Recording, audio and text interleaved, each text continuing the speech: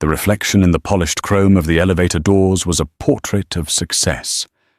Julian Vance, his tailored suit a dark slash of power, stood with his arm around Kinsley Thorne, her crimson dress a bold statement against the opulent gold-leaf lobby of Chicago's Argent Tower Hotel. They were celebrating a multi-million-dollar acquisition, a victory that tasted like vintage champagne and limitless possibility. As the door slid open, Julian's triumphant smile froze. There, on her hands and knees, was his wife. His pregnant wife, Ilara, her belly a gentle curve beneath a drab grey uniform, scrubbing the marble floor with a worn-out sponge. The universe, in that instant, tilted on its axis. The air in the lobby was thick with the cloying scent of lilies and lemon polish, a fragrance Julian usually associated with untouchable luxury. Now, it smelled of humiliation. He stood paralyzed, his mind refusing to connect the woman in the janitor's uniform with the woman who slept in his bed, the woman carrying his child. Kinsley's grip on his arm tightened. "Julian? What is it?" she whispered, her voice a silky thread of confusion. She followed his gaze. Her perfectly sculpted eyebrows rose, a flicker of something unreadable. Was it pity or triumph in her sharp, intelligent eyes? "Is that—" Ilara hadn't seen them yet. Her focus was absolute, her movements methodical and weary. Her dark hair, usually a soft cascade over her shoulders, was pulled back in a severe, functional bun. A few stray strands clung to her temples, damp with perspiration. She pushed herself up with a sigh, her hand instinctively going to the small of her back, a gesture of maternal exhaustion Julian had seen 100 times in the comfort of their Lincoln Park brownstone. But seeing it here, on this cold, unforgiving floor, felt like a physical blow. This was impossible. Ilara, his Ilara, came from a family with modest means. Yes, but she was a graduate of Northwestern, a former art curator at a small but respected gallery, before they'd decided she should stop working to prepare for the baby. They didn't need the money. His tech company, Vance Innovations, had cleared over $50 million in the last fiscal year alone. They had a financial planner. They had investments. They had everything. What in God's name is she doing? Julian's voice was a low, dangerous growl. The shock was rapidly crystallizing into a cold, hard fury. This wasn't just bizarre. It was a betrayal, a public shaming. He started forward, his expensive leather shoes silent on the marble she had just cleaned. Kinsley tried to hold him back. "Julian, don't. Not here." But he shook her off. The world had shrunk to the space between him and his wife. He saw a hotel guest sidestep Ilara's bucket, his nose wrinkled in disdain. The sight sent a fresh wave of rage through him. His wife was being looked down upon, and it was a direct reflection on him. Ilara. His voice cut through the lobby's ambient hum. She flinched, her head snapping up. Her eyes, the color of warm honey, widened in shock, then shuttered with a swiftness that stole his breath.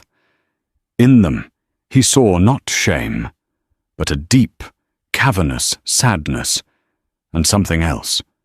Resolve. She slowly got to her feet, her body moving with a stiffness that spoke of hours in this position. She wiped her hands on the sides of her drab trousers, a gesture so alien, so unlike the graceful woman he knew, that it made his stomach clench. "Julian," she said, her voice quiet but steady. She didn't look at Kinsley, who now stood a few feet behind him, a perfectly composed statue of judgment. Ilara's focus was entirely on him. "What is this?" he demanded, his voice low and tight, conscious of the bellhops and receptionists who were now stealing glances. "What is this sick joke, Ilara?" "It's not a joke," she replied, her chin held high. There were no tears, no hysterics, just a profound, unnerving calm. "You're scrubbing floors," he hissed, the words tasting like poison. "My pregnant wife is scrubbing floors in a hotel where I am a preferred guest. Do you have any idea how this looks?" "How it makes me look," was the unspoken, selfish core of his question. "I know exactly how it looks," she said, and a flicker of defiance sparked in her eyes.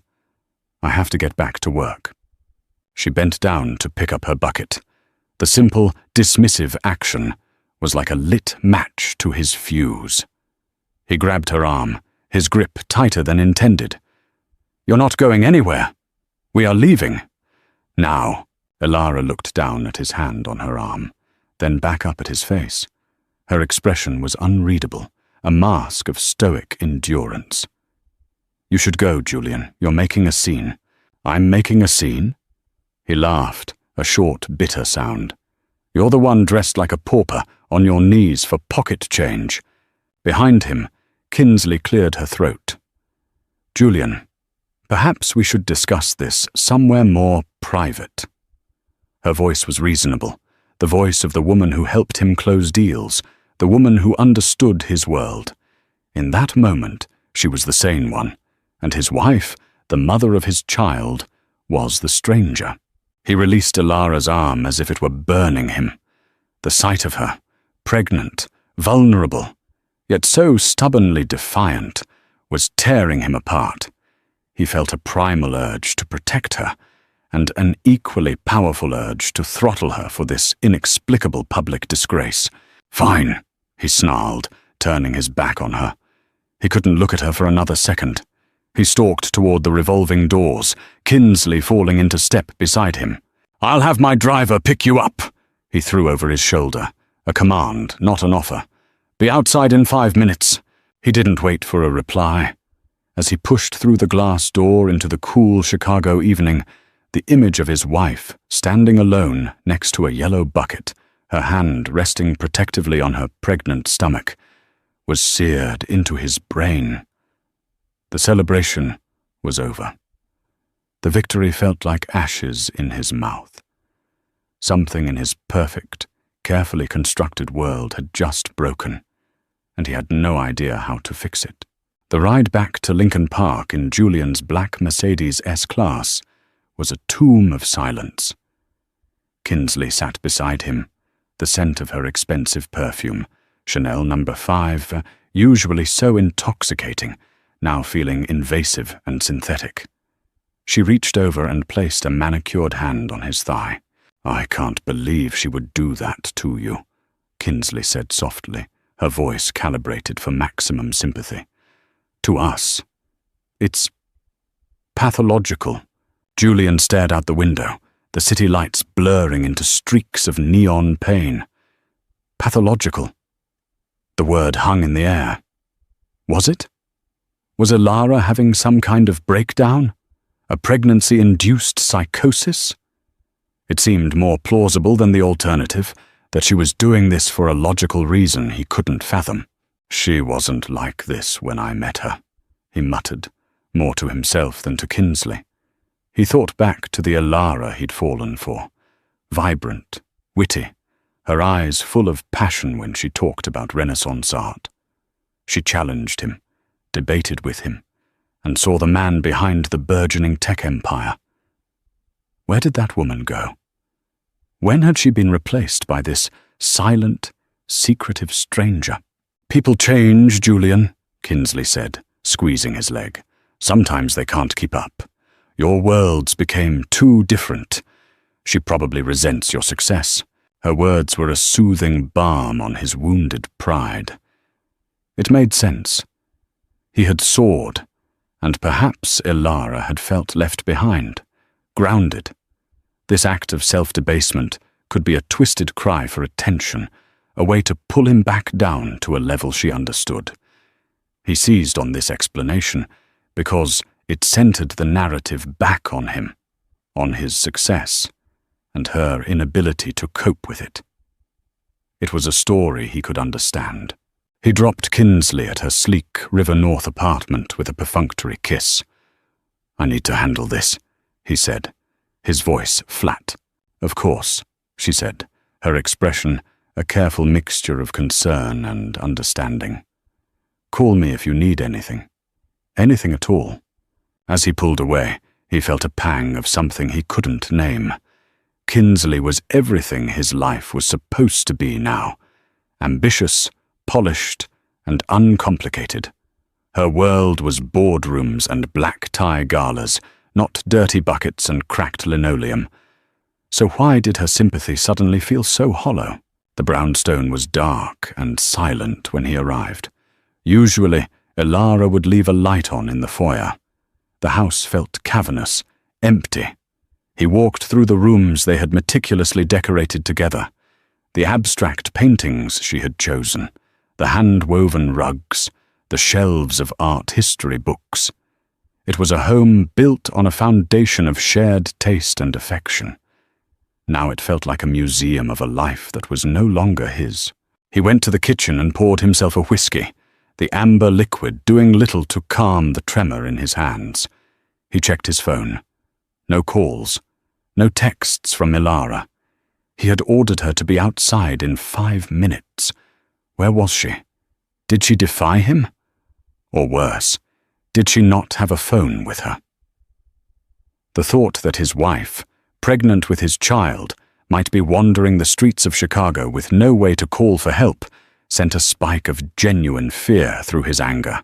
He paced the length of the kitchen, his mind racing. He started noticing small details he'd been blind to for months. The running shoes by the back door were worn down at the heels, the laces frayed. In the refrigerator, behind his gourmet olives and imported cheeses, were simple containers of rice and beans. He remembered complaining a few weeks ago that she wasn't eating enough steak, that the baby needed iron. She had just smiled that vague, distant smile and said she was fine. He walked upstairs to their bedroom. Her side of the closet was sparser than he remembered. A few simple dresses, sweaters, and pairs of jeans. Where were the designer clothes he'd bought her? The cashmere wraps, the silk blouses? He opened her jewelry box. The diamond earrings he'd given her for their anniversary were there, but the simpler, everyday gold necklace from her grandmother was gone. A cold dread began to seep into his bones, displacing the anger. This wasn't a sudden act. This was a pattern. This was a life being quietly dismantled, piece by piece, right under his nose. He had been so consumed with his work, with the thrill of the deal and the ego-stroking attention from Kinsley, that he hadn't noticed his own wife was fading away. Meanwhile, Elara was not wandering the streets. After Julian had stormed out of the hotel, she stood for a long moment, the lobby's chaos fading into a dull roar in her ears. Her supervisor, a tired-looking woman named Maria, hurried over. "Elara, what was that? You know Mr. Vance?" Maria asked, her eyes wide. "He's my husband," Elara said, the words feeling foreign on her tongue. Maria's jaw dropped. "Your husband? The Julian Vance? And I need the rest of my shift, Maria," Elara said, her voice pleading. "Please, I'm so close." Maria looked from Elara's determined face to the empty spot where the billionaire had stood. She sighed, a deep, world-weary sound. "Go. Get your things. I'll clock you out for the full shift. Just go. You don't need this kind of trouble." Elara felt a wave of gratitude so intense it almost brought her to tears. "Thank you." She didn't take Julian's car. She didn't go home. She slipped out a service exit and walked 2 blocks to the L train station. The rattling journey west was a welcome anonymity. She leaned her head against the cool glass, watching the glittering skyscrapers of the Loop give way to the brick 3 flats and weathered storefronts of the city's working-class neighborhoods. She got off in a neighborhood that felt a world away from Lincoln Park. Here, the air smelled of grilled onions and diesel exhaust. She walked to a small, tidy brick apartment building and let herself in with a key. The apartment was small, but clean. The furniture was worn, but lovingly maintained. In the living room, a young man was asleep on the couch, his face etched with exhaustion. This was her brother, Leo. She moved quietly past him into a small bedroom. A nightlight cast a soft glow on a child's bed.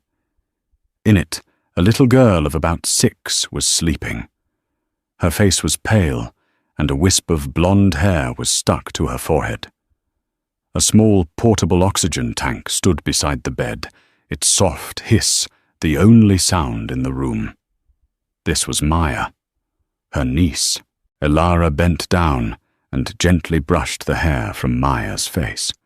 The little girl stirred, her eyelids fluttering. "Auntie E?" she whispered, her voice groggy. "I'm here, sweet pea," Elara said, her voice breaking for the first time that night. "I'm here. Go back to sleep."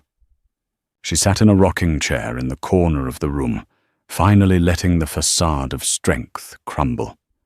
The tears she'd refused to shed in front of Julian now fell freely, silently tracing paths down her cheeks. She wasn't scrubbing floors because she resented Julian's success or wanted his attention. She was doing it because Leo's small graphic design business had collapsed after he'd spent months at his daughter's bedside. She was doing it because Maya had cystic fibrosis, and the experimental treatment that was finally working wasn't fully covered by his bare-bones insurance plan. The co-pays and deductibles were a mountain of debt that was threatening to crush them. She had sold her jewelry. She had sold her designer clothes on consignment. She had started taking cleaning jobs, first in private homes, then at the hotel, because the cash was quick and untraceable. She hadn't told Julian because she knew exactly what he would say.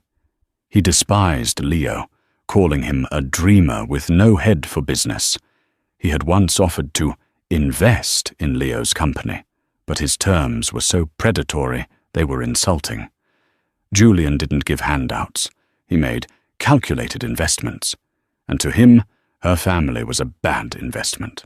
Telling him would have meant a fight, his judgment, his controlling solution. And she couldn't bear his pity, or worse, his disdain for her family's struggle. So she had chosen to bear the burden alone, to protect her brother's pride and her daughter's future in the only way she knew how.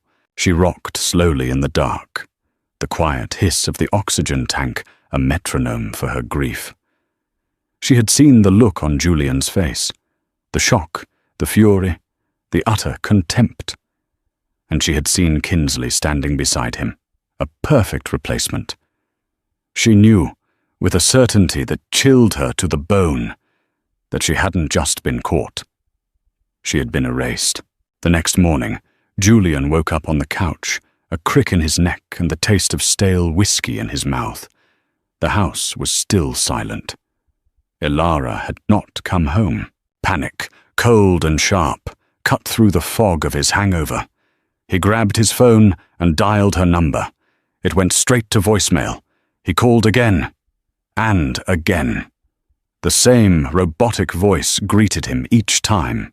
He showered and dressed with mechanical efficiency, his mind a whirlwind of scenarios. Had she left him? Was she with a friend? Or was she with her brother, Leo? The thought landed with the force of a punch.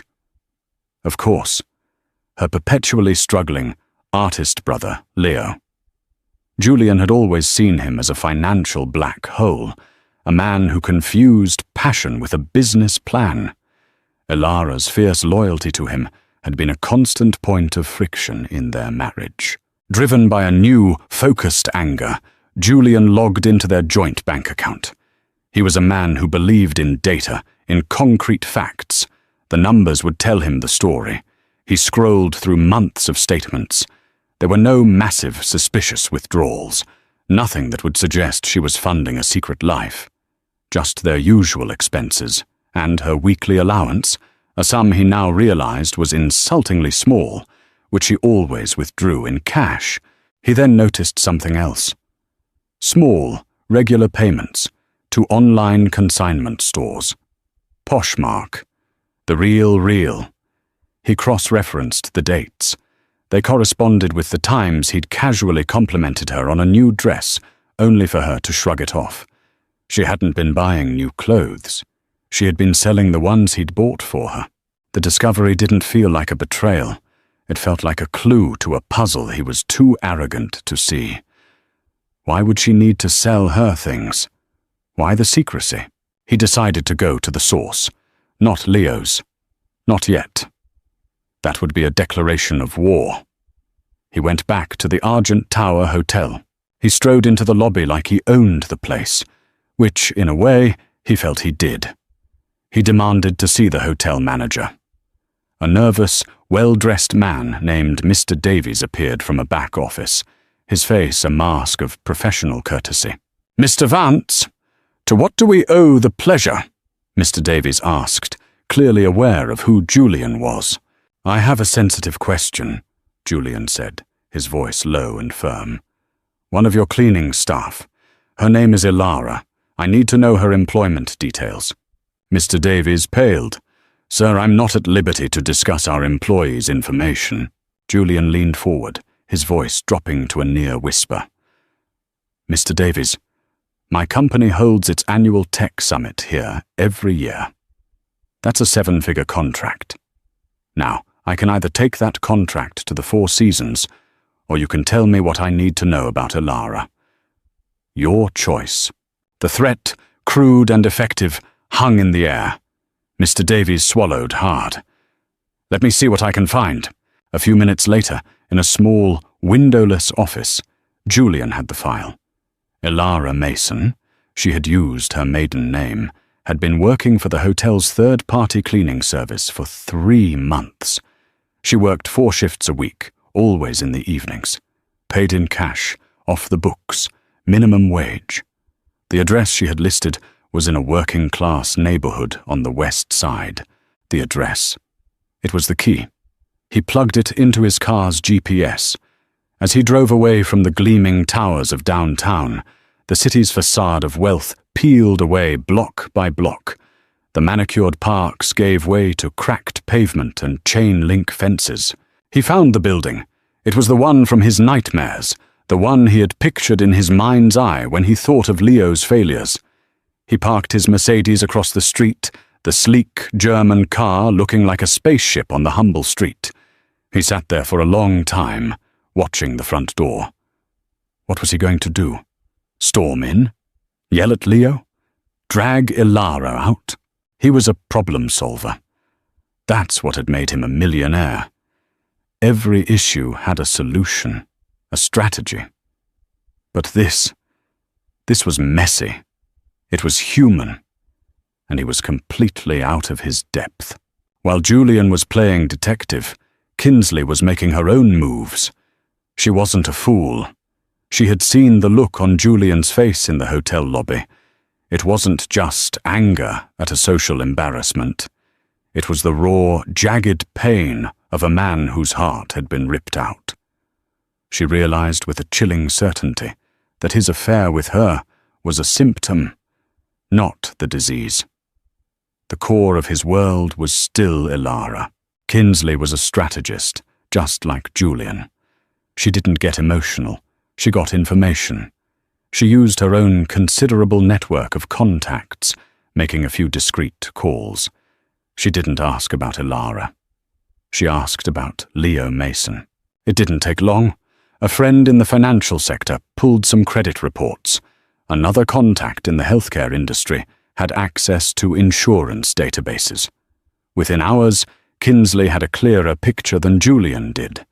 A collapsed business, mountains of medical debt, a daughter with a chronic, expensive illness. She sat in her pristine, minimalist apartment, a glass of chilled Sauvignon Blanc in her hand, and pieced it all together. Ilara wasn't having a breakdown. She wasn't trying to spite Julian. She was fighting a desperate, quiet war for her family. A strange mix of emotions washed over Kinsley. There was a grudging respect. It was a bold, if foolish, strategy. But there was also a cold fury. This secret, this noble, self-sacrificing secret, made Alara the tragic heroine. It made Kinsley the villain. It recast the entire drama, and she was on the losing side. She knew she had to use this information to her advantage. She could go to Julian, reveal the truth, and frame it as a testament to Alara's dishonesty and manipulation. See, Julian, she didn't trust you. She lied to you for months. She doesn't respect you enough to be your partner. It was a powerful angle. It would play on his ego, his need for control and transparency. She picked up her phone to call him. Her thumb hovered over his name. But she hesitated. For the first time, she felt a crack in her own polished armor. The image of the pregnant woman on her knees, scrubbing a floor. Not for herself, but for a sick child. It was potent. It was real. Everything in Kinsley's life felt transactional by comparison. Her relationship with Julian, her career, her friendships. This was something else entirely. Something that couldn't be quantified on a balance sheet. She put the phone down. For now, she would wait. She would watch Julian unravel, and then she would decide which piece of information would be the weapon, and which would be the olive branch. That evening, Julian was still parked across the street from the apartment building. He had watched Leo leave in a battered old Honda and return an hour later with a bag of groceries. There was no sign of Alara. As dusk settled, a light came on in a second-floor window. He could see silhouettes moving inside. He couldn't take it anymore. He got out of the car and walked across the street. He buzzed the apartment number he had gotten from the hotel file. A voice crackled through the intercom. "Hello?" It was Leo. "Leo, it's Julian. Open the door." His voice was flat, devoid of emotion. There was a long pause. "She's not here, Julian." "I don't care. Open the door. We need to talk." Another pause, then the buzz of the lock releasing. Julian pushed the door open and walked up the narrow staircase. The building smelled of old dust and fried food. Leo was waiting at the open door of his apartment, his arms crossed. He looked tired, older than Julian remembered, but his eyes were hard. "What do you want?" Leo asked. "I want to know what the hell is going on," Julian said, stepping into the small living room. His eyes scanned the space, taking in the worn couch, the second-hand furniture, the framed photos of a smiling little girl on the wall. "Where is she?" "She went to her late shift," Leo said, his voice laced with defiance. "She's working, something you probably know a thing or two about." The jab hit its mark. Working scrubbing floors, while her husband is a millionaire. Help me understand the logic here, Leo. Leo's jaw tightened. The logic is called desperation, Julian. It's called doing whatever it takes to keep your family from drowning. But you wouldn't understand that. You don't rescue people. You acquire them. The accusation hung in the air, sharp and true. Before Julian could retort, a small voice came from the bedroom. "Daddy? Is that Uncle Julian?" Leo's hostile expression melted away instantly, replaced by one of pure tenderness. "It's okay, sweet pea. Go back to sleep." Julian's blood ran cold. Uncle Julian. The little girl knew his name. Alara had brought him into this world, at least in conversation, even while she was hiding it from him. "Her daughter?" Julian asked, his voice barely a whisper. "My daughter," Leo corrected him sharply. "Maya. And she's the reason your wife is breaking her back. She's the reason Alara sold her grandmother's necklace. She's the reason she's swallowing her pride every single night." Leo walked over to a stack of papers on a small desk and threw a folder onto the coffee table. You want logic? There's your logic. Julian opened the folder. It was a sea of medical bills, invoices from a children's hospital, statements from a pharmaceutical company, letters from the insurance provider. The numbers were staggering. Tens of thousands of dollars. And highlighted at the bottom of one of the statements was a balance due. 87,450. He looked at the name of the condition listed on the documents. Cystic fibrosis. He remembered Elara mentioning her niece had breathing problems, but she had downplayed it, never letting on the severity, the crushing financial weight. The pieces clicked into place, forming a picture not of betrayal, but of sacrifice. A picture so devastatingly clear it knocked the air from his lungs. The secrecy, the lies. It wasn't about her. It was never about her. It was to protect this little girl, and to protect her brother from Julian's judgment, to protect herself from his predictable, controlling reaction. He looked up at Leo, whose face was a mixture of anger and grief. "Why didn't she tell me?" Julian asked, the question raw and genuine. Leo let out a harsh, bitter laugh. "Are you kidding me? Because you would have made it a transaction. You would have waved your checkbook around like a king, bought his gratitude, and held it over her head forever. You would have solved the problem without ever understanding the burden. She didn't want your money, Julian. She wanted your heart. And she knew you weren't capable of giving it." The words were a dagger, twisting in his gut. Because he knew, in that gut-wrenching moment of clarity, that Leo was right. That is exactly what he would have done. He sank onto the arm of the worn-out couch. The medical bills spread before him like an indictment. His rage was gone, replaced by a shame so profound it felt like he was suffocating. He had stood in that opulent hotel lobby, dripping with wealth and arrogance, and had accused the woman carrying his child of humiliating him. The truth was, he had humiliated himself. The revelation in Leo's apartment left Julian adrift in a sea of self-loathing. He drove aimlessly through the city for hours, the medical bills a lead weight on the passenger seat. Leo's words echoed in his head. "She didn't want your money, Julian. She wanted your heart." He had always prided himself on his intelligence, his ability to see angles and patterns others missed. But he had been blind to the most important pattern of all, the slow erosion of his own marriage, the quiet desperation of his wife. He had measured his life in stock prices and acquisitions, while Elara had been measuring hers in doses of medicine and looming debt. He thought of the power imbalance he had fostered. He handled the big picture, the finances, the investments, the future. He had relegated her to the small things, the home, the social calendar, their life. He saw now that her small things contained a universe of quiet strength and sacrifice he had never bothered to look at. Her secret wasn't a betrayal of him. It was a testament to his failure to be a true partner. He couldn't go home to the empty house. He couldn't face Kinsley, who represented the shallow, transactional world he now found repulsive. There was only one place to go. He looked at the letterhead on one of the bills.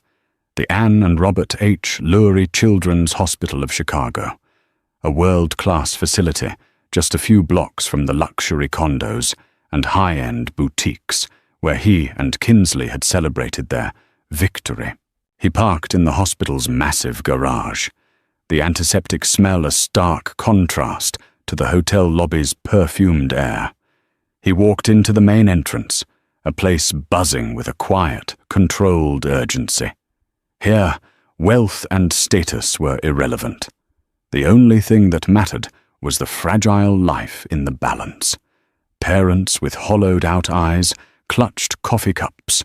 Doctors spoke in hushed, serious tones, and the air hummed with the beeping of unseen machines. He didn't know where to go, so he just stood there. A man in $1,000 suit, utterly lost. He saw a wing dedicated to pulmonary medicine and felt a pull. He followed the signs, his heart pounding a nervous rhythm against his ribs.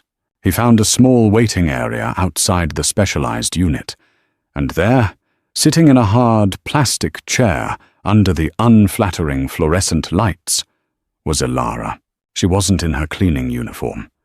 She had changed into a simple pair of maternity jeans and a soft, worn sweater. Her hair was down now, falling loosely around her shoulders. She looked exhausted, her face pale, but there was a serenity about her that he hadn't seen in months. In her hands was not a phone, but a children's book with a tattered cover. She was reading aloud, her voice a soft, soothing murmur. He followed her gaze to a glass-walled room. Inside, Maya was propped up on a bed, a clear mask over her face, delivering a breathing treatment. She was listening intently to her aunt's voice, her small hand resting on the glass. Julian watched, hidden behind a pillar, his chest aching. He saw the easy love between them, the profound, unspoken bond. He saw Elara pause her reading to make a funny face, and saw Maya's eyes crinkle in a smile behind the mask. This was her real life. This was the secret she was protecting. Not just the debt, but this sacred space, this bubble of love and resilience, safe from his judgment and his corporate problem-solving mindset. A doctor in blue scrubs came out of the room and spoke to Elara. Julian strained to hear. The new medication is holding her steady, which is fantastic news, the doctor said. But the long-term prognosis depends on consistency. We can't have any lapses in treatment. I understand, Elara said, her voice firm. There won't be any lapses. I'll make sure of it. Good, the doctor said with a kind smile. She's a tough kid. She gets it from her aunt, I think. The doctor walked away, and Elara leaned her head back against the wall, closing her eyes for just a moment. The weight of her promise, of her burden, was visible in the slight slump of her shoulders. Julian knew he couldn't hide any longer. He stepped out from behind the pillar. Elara's eyes snapped open, sensing his presence before she saw him. When her gaze met his, there was no surprise, no anger. Just a deep, bone-weary resignation, as if she knew this moment was inevitable. He walked over slowly and stood before her, feeling like a stranger. The bravado, the anger, the self-pity, it had all been burned away, leaving only a raw, humbling shame. Elara, he began, his voice hoarse. I went to see Leo. She simply nodded, her eyes never leaving his. She was waiting. I saw the bills, he continued, the words feeling pathetic and small. I understand. A sad, mirthless smile touched her lips. No, you don't, she said softly. You saw numbers on a page, Julian. You don't understand what it's like to watch a child you love struggle for every breath. You don't understand what it's like to watch your brother, a good, proud man, be crushed by a system that's designed for him to fail. You understand a problem that needs a financial solution. You don't understand the heart of it. Her words were not an attack. They were a statement of fact, delivered with a clarity that was more devastating than any shouted accusation. You're right, he said, the admission tearing at his pride. I don't, but I want to. God, Elara, I want to understand. He looked past her, through the glass at the little girl who was the center of this storm. His niece, his family. Why didn't you tell me? He asked, the same question he'd asked Leo, but this time it wasn't an accusation. It was a plea. Please, help me understand why you felt you had to do this alone. Elara was silent for a long time, her gaze distant. Do you remember when Leo first tried to launch his business, 5 years ago? She asked. He needed a small loan, just $5,000 to secure a lease. You had just closed your first big deal. I asked if we could help him. Julian winced, the memory flooding back with perfect damning clarity. You laughed, she said, her voice flat. You said, I don't throw good money after bad feelings. You told me Leo needed to learn the hard way, that handouts make people weak. You lectured me for an hour on risk assessment and return on investment, as if you were talking about a failing stock, not my brother. She finally looked at him, and he saw the ancient hurt in her eyes. That was the day I learned that your help comes with a price tag and a judgment. I knew if I told you about Maya, you would see it as another one of Leo's failures. You would write a check? Yes. You would solve the problem. And then you would own it. You would own his gratitude, and you would hold it up as proof of your superiority and his weakness forever. I could not do that to him, and I could not do that to us. She took a deep breath, her hand resting on her belly. So I did what I had to do. I handled it. I sold things we didn't need. I took a job. I did it to protect Maya's life, and to protect my brother's dignity, and to protect what little was left of my love for you from your own worst instincts. Each word was a precise, surgical cut. He had no defense. She had diagnosed his character with flawless accuracy. He wasn't a partner. He was a CEO. He didn't love. He acquired. Tears welled in his eyes. Hot, shameful tears. He, Julian Vance, the master of the universe, was crying in the middle of a hospital corridor. He sank to his knees in front of her. He didn't care who saw. He reached out, not to grab her, but just to touch the sleeve of her sweater, a tentative, desperate gesture. I am so sorry, Alara, he whispered, his voice cracking. I am so sorry. You were right. You were right about everything. About me. I broke us. I was so busy building an empire, I didn't see that my own home was falling apart.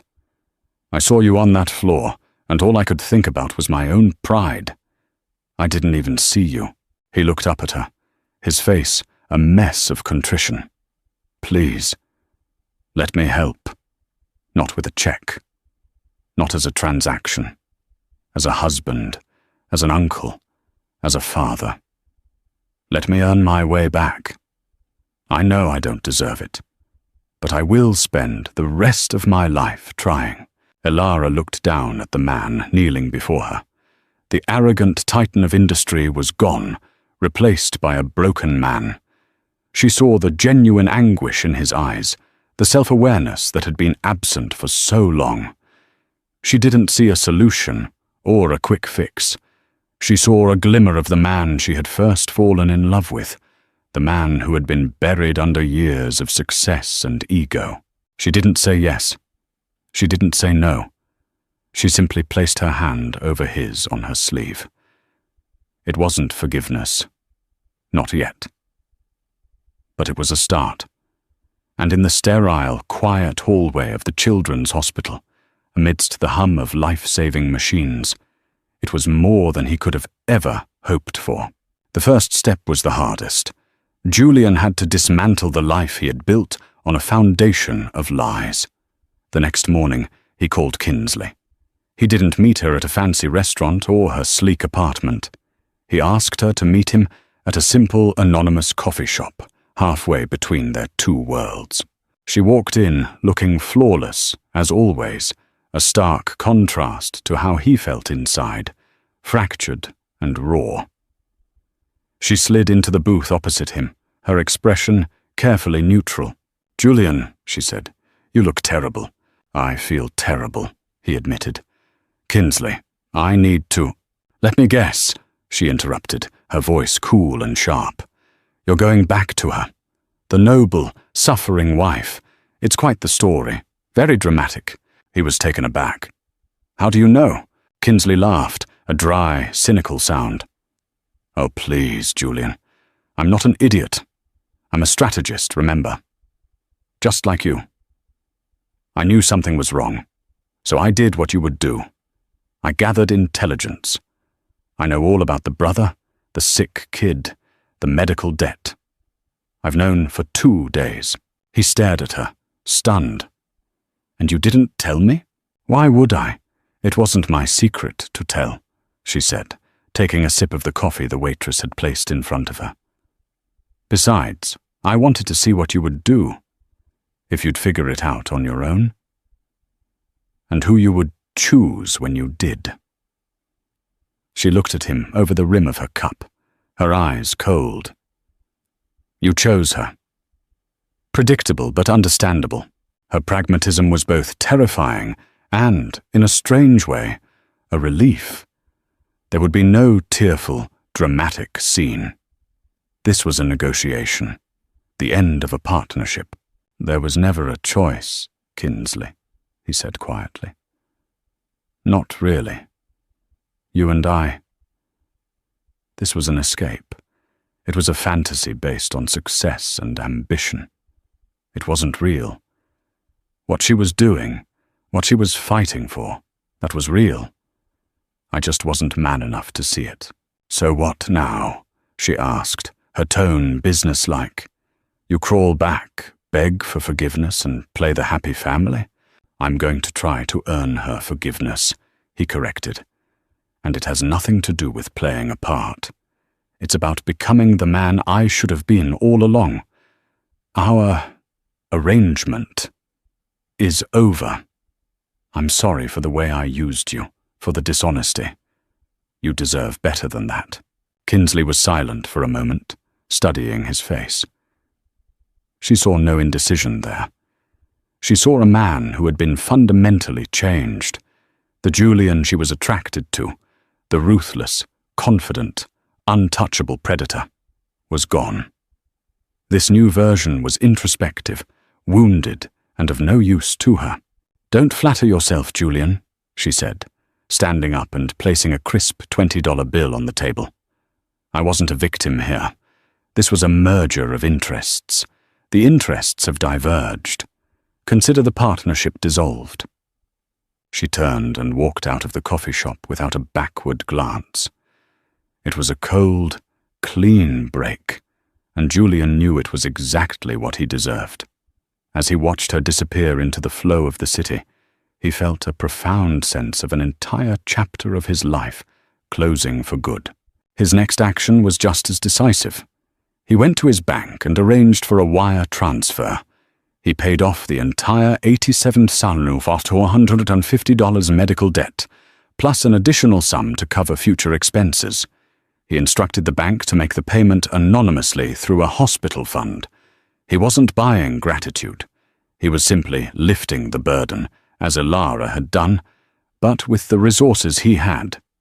It was the first time in years he had used his money for something other than growing his own wealth or status, and it felt surprisingly, deeply good.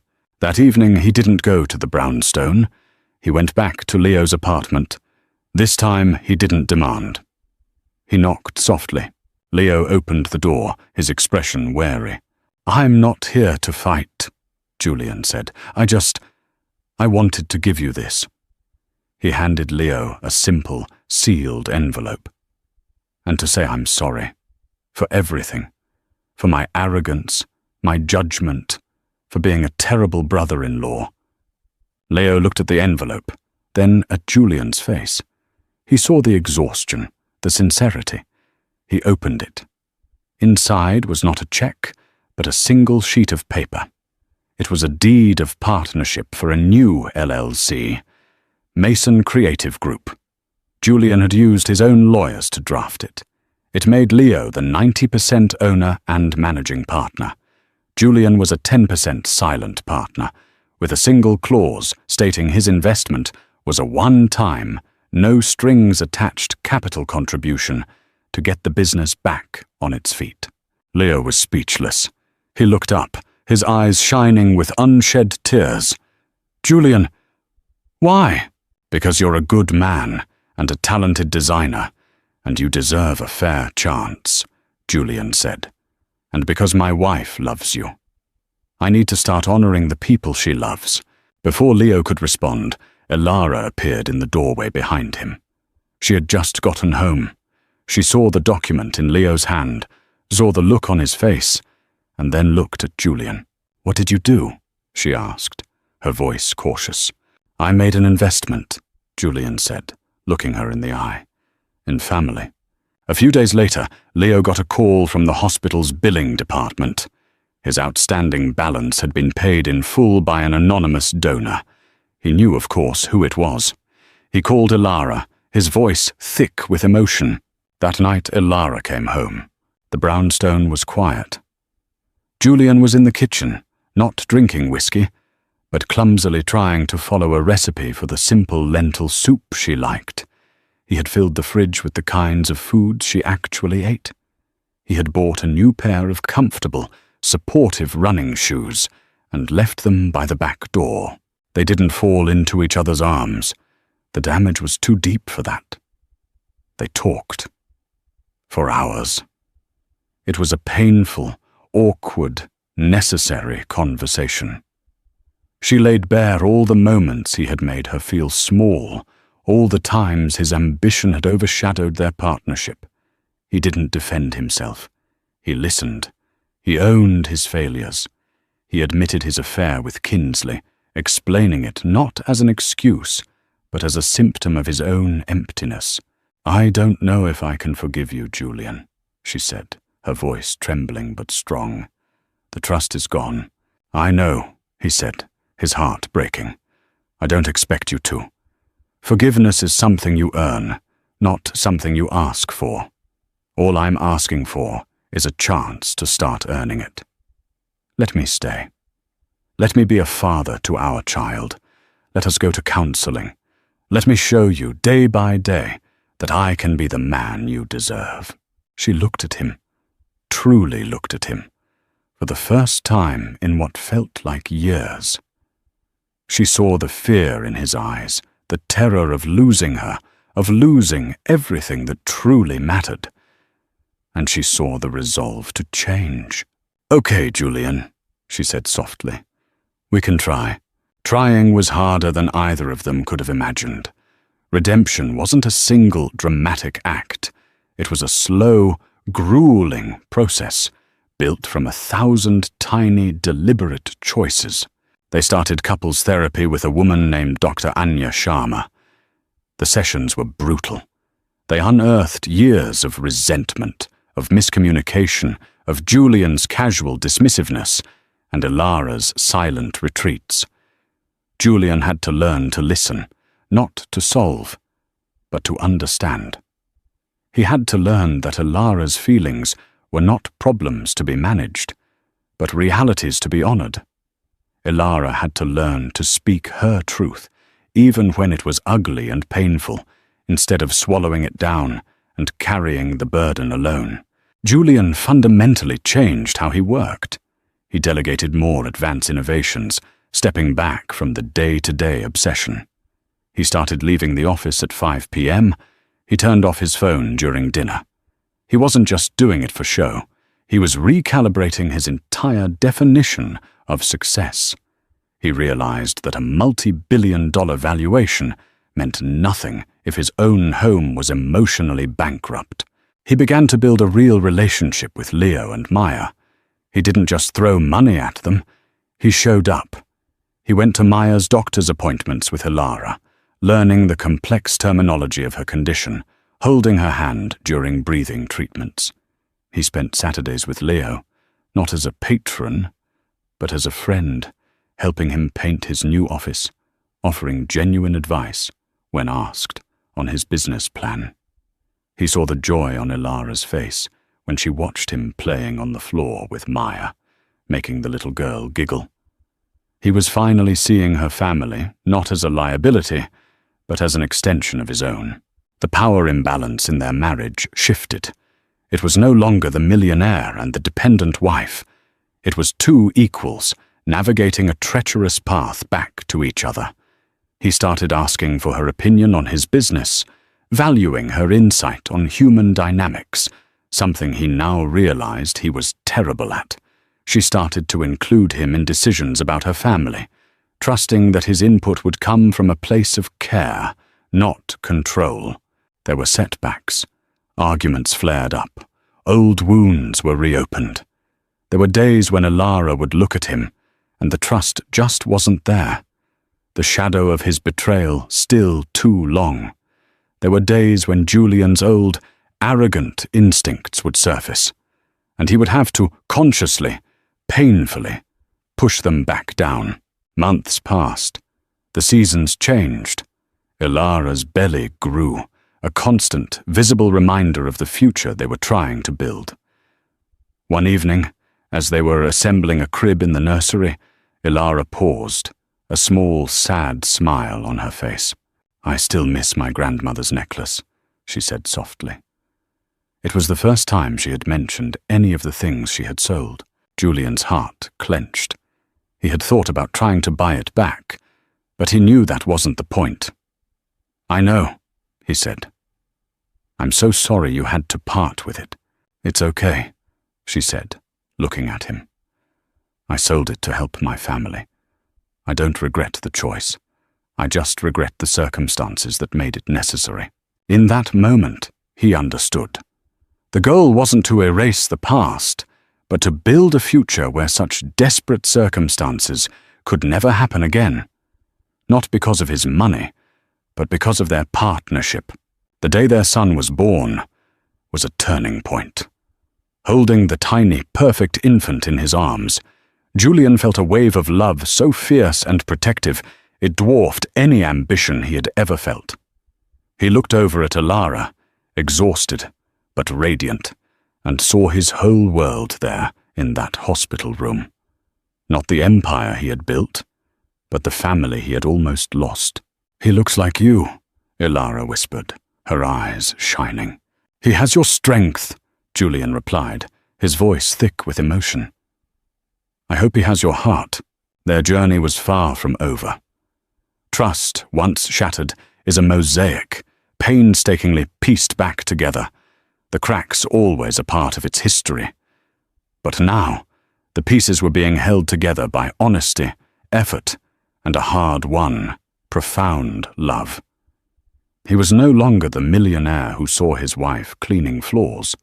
He was simply a husband and a father who had been given the rarest of gifts, a second chance to get it right. This story is a powerful reminder that the foundations of a relationship are not built on wealth or success, but on trust, empathy, and the courage to see each other's hidden battles.